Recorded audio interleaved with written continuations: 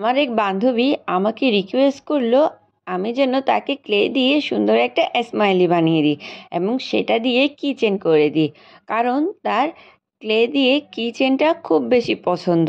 যখন সে দেখলো আমি ক্লে দিয়ে বিভিন্ন রকমের জিনিস বানাই, তখন সে আমার পিছে পড়ে গেছে যেন আমি তাকে সুন্দর একটা বড় থেকে ইমোজি বানিয়ে দিই।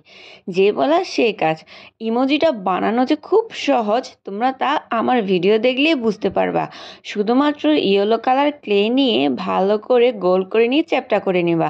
এরপর কালো কালারের ক্লে নিয়ে চিকন চিকন করে স্মাইলি শেপ দিবা এবং চোখের শেপ দিবা। এরপর চারপাশে অর্থাৎ চোখের এক পাশে এবং মুখের দুই পাশেই তোমরা একটা লাভ শেপ করে দিলে সুন্দর একটা লাভ ইমোজি তোমাদের হয়ে যাবে। দেখো খুব সুন্দর একটা কিন্তু ইমোজি ক্রিয়েট হয়ে গিয়েছে। আর এই ইমোজিটা পার্সোনালি আমার অনেক বেশি পছন্দ।